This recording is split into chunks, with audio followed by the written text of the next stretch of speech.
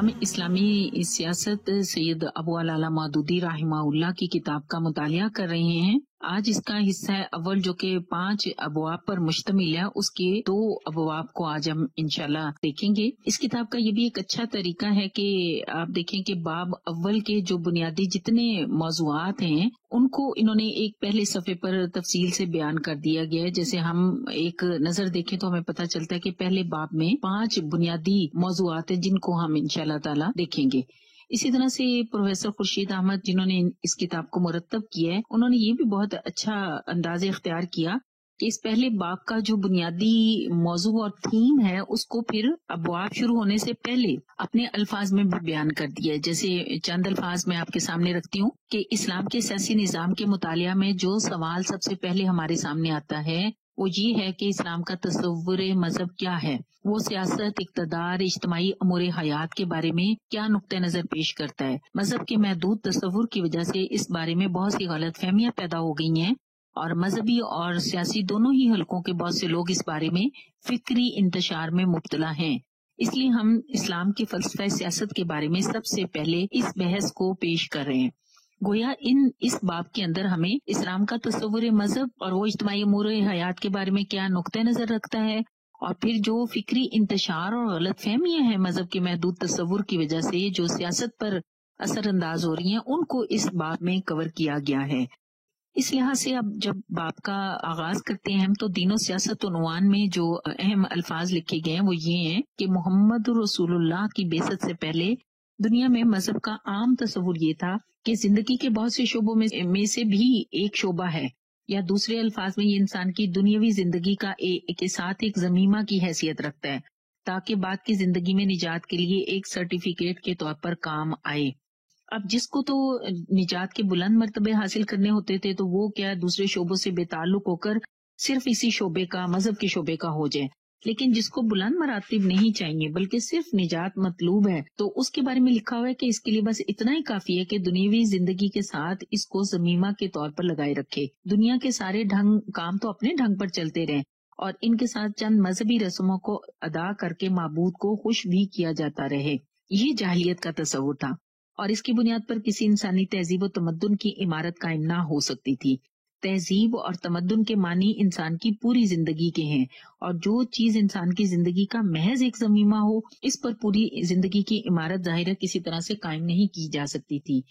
اس لحاظ سے کہا گیا کہ ہر جگہ مذہب اور تہذیب اور تمدن موجود تو رہے لیکن یہ الگ الگ رہے، دونوں نے ایک دوسرے پر تھوڑا بہت اثر ڈالا لیکن یہ اثر بھی بالکل مفید نہیں تھا۔ مثلاً بتایا گیا کہ مذہب نے جب تہذیب پر اثر ڈالا تو اس میں رہبانیت، مادی علائق سے نفرت، لذات دنیا سے کراہت، عالم اسباب سے بے تعلقی اور انسانی تعلقات میں انفرادیت جیسے عناصر داخل کیے، اور دوسری طرف تہذیب نے جب مذہب پر اثر ڈالا تو اس نے کیا کیا کہ اس کو گندا کر دیا، اس نے مذہب میں نفس پرستی کی ساری نجاستیں داخل کر دی اور اس سے ہمیشہ یہ فائدہ اٹھانے کی کوشش کی کہ ہر اس گندی اور بد سے بدتر چیز کو جسے نفس حاصل کرنا چاہے مذہبی تقدس کا جامہ پہنا دیا جائے۔ اور مذہب اور تہذیب کے اس تعامل سے قطع نظر کر کے دیکھا جائے تو یہ حقیقت بالکل نمایاں نظر آتی ہے کہ دنیا میں ہر جگہ تہذیب و تمدن کی عمارت غیر مذہبی، غیر اخلاقی دیواروں پر قائم ہوئی ہے۔ یہ جملہ بھی بڑا اہم ہے کہ سچے مذہبی لوگ نجات کی فکر میں دنیا سے الگ رہے اور دنیا کے معاملات کو دنیا والوں نے اپنی خواہشات نفس اور ناقص تجربات کی بنا پر جس طرح چاہا چلایا۔ تو مذہب کا اسلامی تصور کیا ہے؟ اس میں لکھا گیا کہ محمد رسول اللہ جس غرض کے لیے بھیجے گئے وہ اس کے سوا کچھ نہ تھی کہ مذہب کے اس جاہلی تصور کو مٹا کر ایک عقلی فکری تصور پیش کریں، اور صرف پیش ہی نہ کریں بلکہ اسی کی اساس پر تہذیب اور تمدن کا ایک مکمل نظام قائم کر کے اور کامیابی کے ساتھ چلا کر دکھائیں۔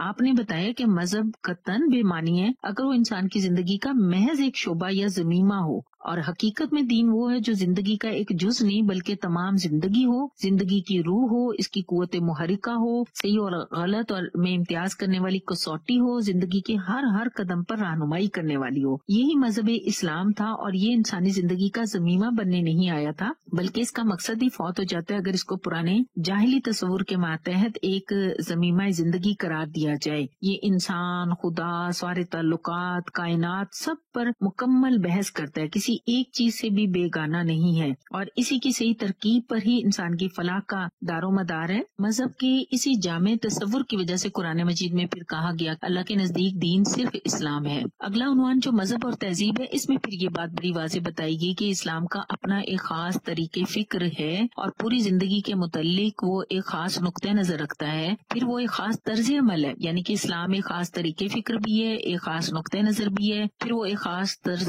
عمل ہے جس کا راستہ اسی طریقے فکر اور اسی نظر زندگی سے متعین ہوتا ہے، اور اسی طریقے فکر اور طرز عمل سے پھر پوری انسانی زندگی بنتی ہے اور وہ سب مل کر ایک مجموعہ بناتے ہیں۔ یہی طریقے فکر اور نظریہ حیات پھر انسان کو ایک بلند اخلاقی نصب العین بھی عطا کرتا ہے اور اسی کے لحاظ سے وہ ہر شے کی قدر بھی متعین کرتا ہے۔ اسی معیار پر پھر ہر شے کو پرکھا جاتا ہے، جو شے اس مرکزی مقصد تک پہنچنے میں مددگار ہوتی ہے اسے اختیار کر لیا جاتا ہے اور جو اس کے راستے میں رکاوٹ بنتی ہے اسے رد کر دیا جاتا ہے۔ اسی کو پھر ایک پیراگراف کے اندر بہت اچھی طرح واضح کیا کہ غرض وہ ایک ہی نقطہ نظر ہے جو مسجد سے لے کر بازار، میدان کارزار تک، طریقے عبادت سے لے کر ریڈیو، ہوائی جہاز کے طریقے استعمال تک، غسل، وضو اور طہارت اور استنجا کے جزوی مسائل سے لے کر اجتماعیات، معاشیات، سیاسیات اور بین الاقوامی تعلقات کے بڑے بڑے مسائل تک، ان تمام میں وہ ایک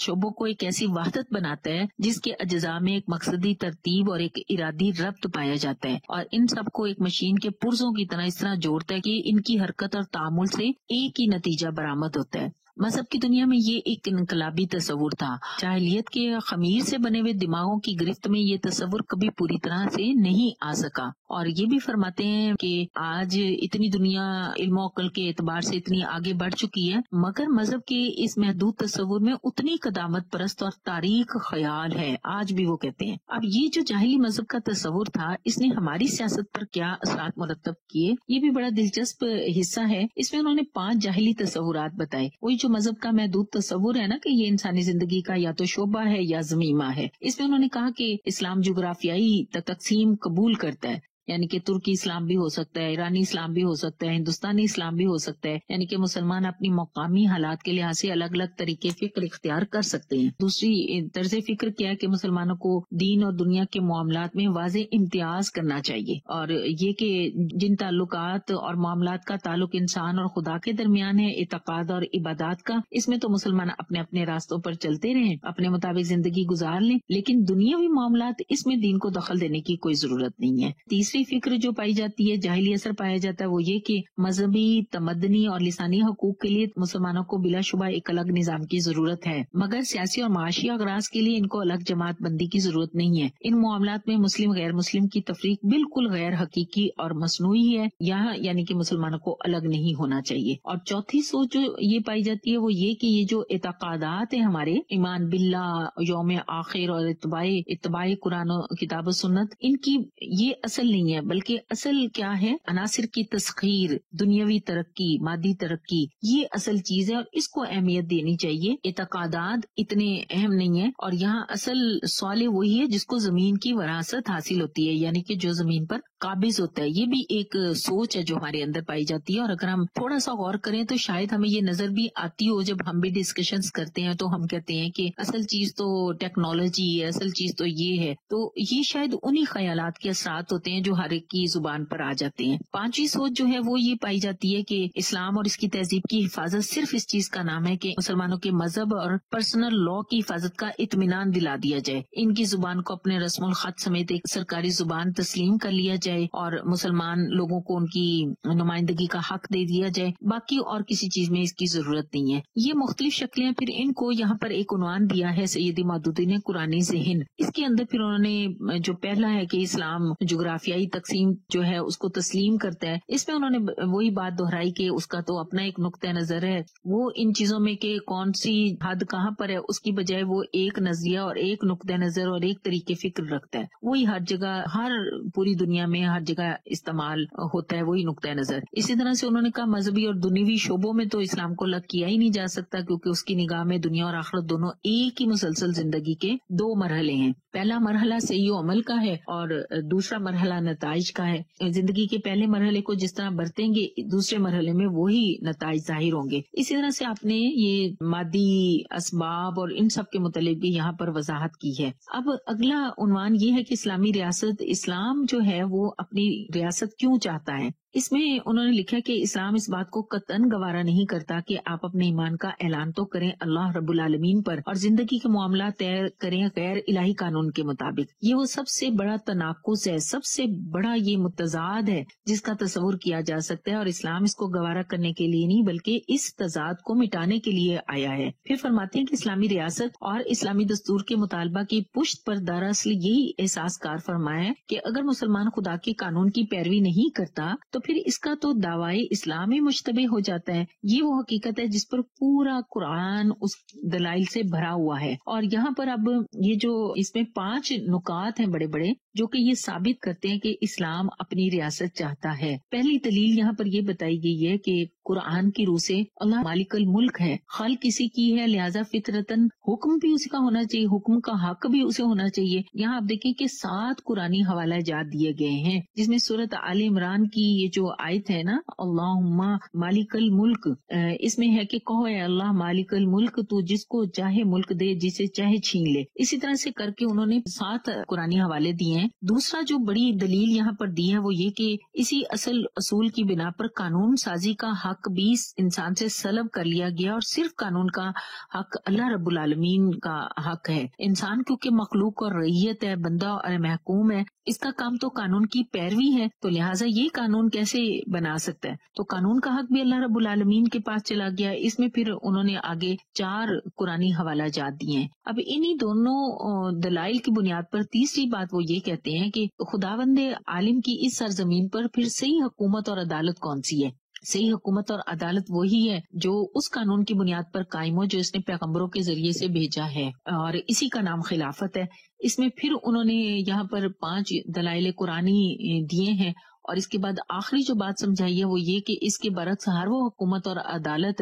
باغیانہ ہے جو خداوند عالم کی طرف سے اس کے پیغمبروں کے لائے ہوئے قانون کی بجائے کسی دوسری بنیاد پر قائم ہو، اور اس میں 10 قرآنی حوالہ جات ہیں. تو اس بات کو سمجھنے کے لیے یہ یہاں پر اتنے دلائل ہیں کہ اگر ہم ان کو اپنے آج کل جیسے مسلسل موضوعات قرآنی بنا کر یہاں بتائیں کہ حاکمیت الہیہ، اللہ کی حاکمیت سے مراد کیا ہے اور اللہ اپنی کیسی حاکمیت چاہتا ہے، تو میرا خیال ہے کہ یہ کافی زیادہ مواد ہے جو ہم استعمال کر سکتے ہیں. اس میں یہ بھی سیدی مودودی نے فرمایا کہ یہ قرآن کے محکمات ہیں، متشابہات نہیں ہیں، اور یہی وہ مرکزی عقیدہ ہے جس پر اسلام کے نظام فکر، نظام اخلاق، نظام تمدن کی بنیاد رکھی گئی ہے. اور مسلمان اپنے ایمان کے تقاضے پورے نہیں کر سکتے جب تک وہ اسلامی معاشرہ اور اسلامی حکومت قائم نہ کر لیں. اسی چیپٹر کے آخر میں دیکھیں وہی سورہ بنی اسرائیل کی آیت 80 اور پھر وہی حدیث مبارکہ جو ہم نے مقدمہ میں پڑھی تھی وہ پھر درج کر کے انہوں نے یہاں پر اس کو دلیل دیا ہے. اس کے بعد اس باب کا سب سے تھوڑا سا آپ سمجھ لیں کمپلیکیٹڈ سا حصہ جو ہے اسلام اور اقتدار عنوان کی شکل میں وہ شروع ہوتا ہے. یہاں پر سیدی مودودی فرماتے ہیں کہ اوپر کی بحث سے اسلامی ریاست کی ضرورت واضح ہو چکی ہے، لیکن چونکہ مختلف وجوہات سے دین و سیاست کی تفریق کے شیطانی فلسفہ نے خود مسلمانوں کے ذہن اور فکر کو متاثر کیا ہے، اور وہ طرح طرح کی تعویلیں کر کے اس تفریق کے لیے گنجائش پیدا کرنے کی کوشش کر رہے ہیں، یعنی کہ دین اور سیاست میں فرق کی کوشش کر رہے ہیں مسلمان بھی. یہ انہوں نے یہاں پر بیان کیا ہے. اور آپ دیکھیں کہ یہ اتنی پرانی تقریر ہے، اس کے باوجود آپ دیکھیں آج بھی تصورات پائے جاتے ہیں، اور ہمیشہ شاید جو بھی سیاسی اسلام نہیں چاہتے یا اسلام کا اقتدار نہیں چاہتے وہ اس طرح کے فلسفے یا اس طرح کی تعویلات اٹھاتے رہیں گے. انہوں نے فرمایا کہ اب ہمیں یہاں یہ دیکھنا چاہیے کہ اسلام کس قسم کا انقلاب برپا کرنا چاہتا ہے، اور اس بارے میں جو غلط تعویلات کی جا رہی ہیں ان کی حقیقت کیا ہے. اس میں انہوں نے پھر تفہیم القرآن کی آیت جو سورۃ البقرہ کی آیت ہے نا وَقَاتِلُهُمْ حَتَّى لَا تَكُونَ فِتْنَةٌ، اس میں انہوں نے کہا کہ اس میں جو میں نے تشریح بیان کی ہے کہ باز آ جانے سے مراد کافروں کا اپنے کفر و شرک سے باز آ جانا نہیں بلکہ فتنہ سے باز آ جانا ہے. یعنی کافر مشرک دہریے ہر ایک کو اختیار ہے کہ اپنا جو عقیدہ رکھتا ہے رکھے، مگر اسے ہرگز حق حاصل نہیں ہے کہ خدا کی زمین پر خدا کے قانون کی بجائے اپنے باطل قوانین جاری کرے اور خدا کے بندوں کو غیر از خدا کسی کا بندہ بنائے۔ یہ فتنہ بزور شمشیر مٹایا جائے گا اور مومن کی تلوار اس وقت تک نیام میں نہ جائے گی جب تک کفار اپنی روش سے باز نہ آ جائیں۔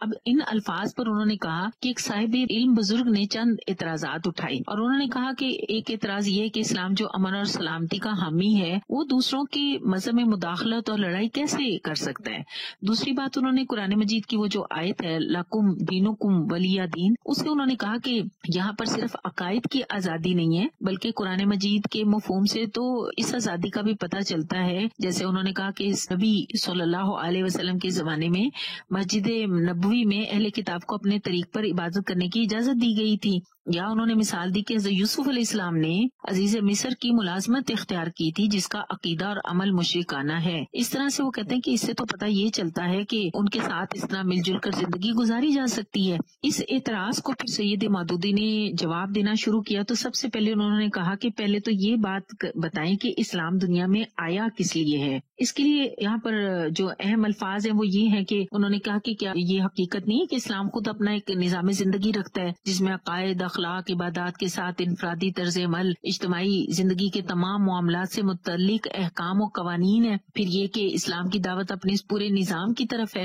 اور اس کا یہ دعویٰ ہے کہ اس کا اپنا نظام ہی برحق ہے، اسی میں انسان کی فلاح ہے، اس کے سوا ہر دوسرا نظام باطل ہے۔ تو کیا ان باتوں کے ساتھ یہ قطعی ناگزیر نہیں کہ اسلام زمین میں اپنے نظام کو غالب اور دوسرے نظامات کو مغلوب کرنے کا بھی تقاضا کرے؟ ایک نظام زندگی کو حق اور صدق ہونے کی حیثیت سے پیش کرنا اور پھر عملاً اس کی اقامت کی دعوت نہ دینا، یہ تو سراسر ایک محمل بات ہے۔ پھر یہ کہ وہ کہتے ہیں کہ اس سے زیادہ محمل بات کیا ہے کہ دوسرے نظامات کو باطل بھی کہا جائے، پھر ان کے غلبے کو بھی برداشت کیا جائے۔ تو وہ کہتے ہیں کہ یہ جو رواداری اور سلامتی کا تصور آپ نے پیش کیا ہے، بے شک اسلام امن اور سلامتی کا حامی ہے، مگر اس کی نگاہ میں حقیقی امن اور سلامتی تو وہی ہے جو حدود اللہ کی اقامت حاصل ہوتی ہے، اور جس کسی نے امن اور سلامتی کا یہ مطلب سمجھا ہے کہ شیطانی نظامات کے زیر سایہ اطمینان کے ساتھ سارے کاروبار چلتے رہیں اور مسلمانوں کی نکسیر تک نہ پھوٹے، اس نے اسلام کا نقطہ نظر بالکل ٹھیک نہیں سمجھا۔ اسی طرح انہوں نے رواداری کا غلط تصور اور اس کا جائزہ بھی پیش کیا، لکم دینکم ولی دین کا بھی بتایا۔ پھر انہوں نے یہ بھی بتایا کہ یہ جو ایک غلط تصور بتایا جاتا ہے کہ حضرت یوسف علیہ السلام نے غیر اسلامی حکومت کے تحت ملازمت اختیار کی، اس تصور کی حقیقت بھی کیا ہے، اور ساتھ ہی ساتھ انہوں نے یہ بھی واضح کیا کہ اسلام ریاست کیوں ضروری سمجھتا ہے، اس ریاست کی ضرورت کیا ہے۔ اچھا، حضرت یوسف علیہ السلام کے لحاظ سے انہوں نے پورے ان موضوعات کو، اس کی پوری تفصیل اچھی بیان کیا اور بتایا کہ کس طرح سے اگر ہم قرآن مجید کو سمجھے تو اس میں تو صاف یہ واضح پتہ چلتا ہے کہ حضرت یوسف علیہ السلام نے کلی وسائل پر اپنا کنٹرول مانگا تھا۔ جو قرآن مجید کی یہاں پر آیت بتائی گئی ہے نا کہ یوسف علیہ السلام نے کہا مجھے ملک کے خزانوں پر حاکم بنا دیا جائے، اور اس طرح سے کہ اللہ رب العالمین فرماتے ہیں کہ ہم نے اس طرح سے سرزمین میں اقتدار عطا کیا۔ اب خود قرآن الفاظ بھی تو دیکھیں نا، وَكَذَلِكَ مَكَّنَّا لِيُوسُفَ، تو اسی طرح ہم نے سرزمین میں یوسف علیہ السلام کو اقتدار عطا کیا اور وہ یہاں جس جگہ بھی چاہتا اپنی جگہ بنا سکتا تھا۔ تو سید مودودی فرماتے ہیں کہ قرآن مجید کے ان الفاظ سے تو بالکل واضح پتہ چل رہا ہے کہ حضرت یوسف علیہ السلام کو کافی اقتدار دے کر اللہ رب العالمین نے عزیز مصر کے پاس بھیجا تھا، اور ہم بھی اس کی پوری ڈیٹیل اچھی طرح سے جانتے ہیں۔ ہمیں بھی معلوم ہے کہ کس طرح سے قید خانے میں 2 قیدی تھے اور کس طرح سے بادشاہ کو خواب آیا اور اس کی کوئی پورے ملک میں تعبیر نہ بتا سکا، تو اس قیدی کو پھر یوسف علیہ السلام کا خیال آیا اور پھر اس نے بادشاہ کا پیغام یوسف علیہ السلام کو پہنچایا، اور حضرت یوسف علیہ السلام اپنی شرائط پر پھر وہاں گئے تھے۔ تو یہ کبھی کوئی ملازم اپنی شرائط پر جا سکتا ہے؟ بہرحال یہاں انہوں نے وہ اس پہلو کو بڑا اچھا احاطہ کیا، اور ہم ارکان کو اس لیے یہ اچھی گہرا سمجھنا چاہیے کیونکہ ہمیں بھی پتہ ہے کہ اس طرح قرآن مجید کے ذریعے سے لوگ غلط خیالات بھی کس طرح سے مسلمانوں کے اندر پیدا بھی کرتے ہیں اور اس پر ان کو قائم بھی رکھتے ہیں۔ اس کے بعد پھر یہ جو تفریق دین و سیاست کا تاریخی اور نفسیاتی جائزہ ہے، یہاں پر دیکھیں کہ اسی یوسف علیہ السلام اور ان کی ملازمت کا تذکرہ کر کے پھر سید مودودی نے بہت زبردست طریقے سے یہ تفریق دین و سیاست کا تاریخی اور نفسیاتی جائزہ پیش کیا ہے. ٹھیک ہے، پہلے سارے وہ اعتراضات پیش کیے اور پھر انہوں نے اس کے جوابات دیے اور بار بار انہوں نے اس بات کو واضح کیا کہ اسلام چاہتا کیا ہے. انہوں نے ایک نفسیاتی انداز میں ہمیں یہ بتایا کہ مسلمان جب اپنے اصل مقصد کو بھول کر اپنے حقیقی مشن کو چھوڑ کر دنیا پرستی میں مبتلا ہو گئے اور دینداری کے معنی ان کے نگاہ میں صرف یہ رہ گئے کہ عبادات اور معاشرت میں سے چند شرعی طریقوں کی پابندی کی جاتی رہے، خواہ مقاصد زندگی وہی ہو جو دنیا پرستوں کے ہوتے ہیں، خواہ نظام اجتماعی کی زمام کار صالحین کے ہاتھ میں ہو یا فجار کے ہاتھ میں، کہتے کہ انہیں کوئی فرق نہیں پڑتا. اس پر انہوں نے کہا کہ یہ مسلمانوں کی غفلت تھی اور اس غفلت کی شکل اللہ رب العالمین نے اس غفلت کی سزا اس طرح سے دی کہ بڑی بڑی آبادیاں کفار کے تابع فرمان ہوتی چلی گئیں. لیکن علماء نے اسے سزا نہیں سمجھا، بلکہ انہوں نے اس کی بجائے یہ سوچنا شروع کر دیا کہ نظام کفر میں اسلامی زندگی کیسے بسر کی جائے. تو اس کے لیے انہوں نے وہ جو اضطراری حالت قرآن مجید میں بتائی جاتی ہے کہ جب انسان بالکل ہر طرف سے بے بس ہو جائے اور اس کی زندگی باقی رہنی مشکل ہو جائے، جس کو حالت اضطرار کہا جاتا ہے، تو اس حالت اضطرار کے بہانے انہوں نے اس شرعی اور اسلامی زندگی کا ایک نیا نقشہ مرتب کیا جو غیر شرعی اور غیر اسلامی نظام کے اندر بسر کی جا سکے. اس پر پھر اللہ رب العالمین کی طرف سے مزید سزاؤں کا سلسلہ شروع ہوا تاکہ انہیں آزمایا جائے کہ یہ سنبھل کر پلٹتے ہیں یا اپنی ضلالت میں بعید سے بعید تر ہوتے چلے جاتے ہیں. تو وہ اضطرار جسے ابتدا میں صرف ایک مجبوری یا اضطرار سمجھا گیا تھا، اب کیا ہوا کہ ہر نئے اضطرار نے مطالبہ کیا کہ جو حدود تم نے کفر کے اندر اسلام اور کفر کے ماتحت اسلامی زندگی کے لیے تجویز کیے ہیں انہیں سکیڑو اور سکیڑتے چلے جاؤ. یہ پھر اللہ تعالیٰ کی طرف سے مزید عذاب اور مزید آزمائشیں آتی رہیں، اور ہو سکتا ہے یہ جو آج کل ہمارے اوپر لگاتار آزمائشیں آ رہی ہیں یا مختلف اللہ کے عذاب آتے ہیں پاکستان میں، کبھی سیلاب کی شکل میں، کبھی اور مہنگائی کی شکل میں، کرپشن کی شکل میں، ہو سکتا ہے یہ بھی وہ شکلیں ہوں. لیکن اس وقت بھی یہ ہوا کہ مسلمانوں نے ان کی آنکھیں نہیں کھلی اور انہوں نے مستقل طور پر ہی یہ قاعدہ طے کر لیا کہ واقعی ہر اضطرار کا تقاضا یہ ہے کہ ہم اسلامی حدود سکیڑتے رہیں اور کفر کی حدود پھیلتی چلی جائیں. پھر یہاں پر بھی ایک بڑی بات اہم بتائی انہوں نے کہ ہر اضطرار کی بنیاد میں لازماً حرمت کا، یعنی کہ اس کی حرام ہونے کا، اس کے غلط ہونے کا ایک تصور موجود رہتا ہے. جیسے انہوں نے کہا کہ جیسے آپ محض مستر ہونے کی حیثیت سے سور کا گوشت کھائیں گے تو بہرحال سور آپ کی نگاہ میں حرام تو رہے گا نا، آپ اسے فی الاصل حرام سمجھتے ہوئے مجبوراً کھائیں گے، اور پھر یہ ناممکن ہے کہ اس سے آپ لذت بھی لیں، شوق سے بھی کھائیں اور اس کے کوفتے کباب بھی بنائیں. وہ کہتے ہیں یہ تو نہیں ہو سکے گا. نفرت اور کراہت کی یہ صورتحال زیادہ دیر تک کیونکہ قابل برداشت نہیں تھی، تو یہاں پر دین کا ایک نیا نظریہ قائم کیا گیا،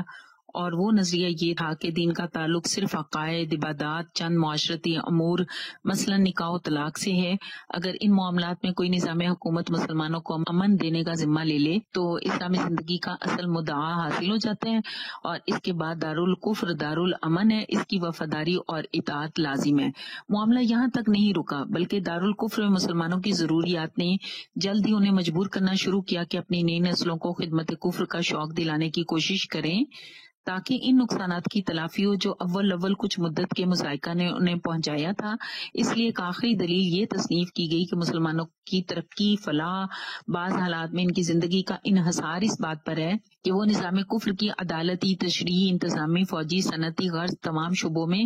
زیادہ سے زیادہ حصہ لیں، ورنہ امت کے وفات پا جانے یا کم از کم ترقی کی دوڑ میں غیر مسلموں سے پیچھے رہ جانے کا اندیشہ ہے. یہ وہ خیالات ہیں جو اب بھی موجود ہیں. پھر اس میں انہوں نے لکھا کہ دین میں یہی وہ عظیم الشان ترمیم تھی جس کی بدولت بڑے بڑے متقی دیندار حضرات تسبیحوں کو گردش دیتے ہوئے وکالت منصفی کے پیشوں میں داخل ہوئے اور اپنے بچوں کو بھی ان درسگاہوں میں داخل کیا جہاں سے انہوں نے بے دینی، مادہ پرستی، بد اخلاقی کے سبق سیکھ کر نکلے، اور پھر اس نظام کفر کے صرف عملی حیثیت سے نہیں بلکہ اکثر حالات میں اخلاقی، اعتقادی حیثیت سے بھی خدمت گزار بن گئے، جو ان کے اسلاف کی غفلت و کمزوریوں کی بدولت ان پر ابتداً محض اوپر سے مسلط ہوا تھا۔ اور یہ بھی فرمایا کہ یہ کہیں گمان نہ کریں کہ یہ آج کوئی نئی ترمیم تھی، بلکہ اس کی بنیاد صدیوں پہلے تاتاریوں کے دور میں تھی، جب اس دور کے علماء نے نظام کفر میں اسلامی زندگی کا نقشہ پہلی دفعہ متعارف کروایا تھا۔ اور نہ صرف نقشہ متعارف کروایا بلکہ اسی زمانے میں ان بڑے بڑے صلحاء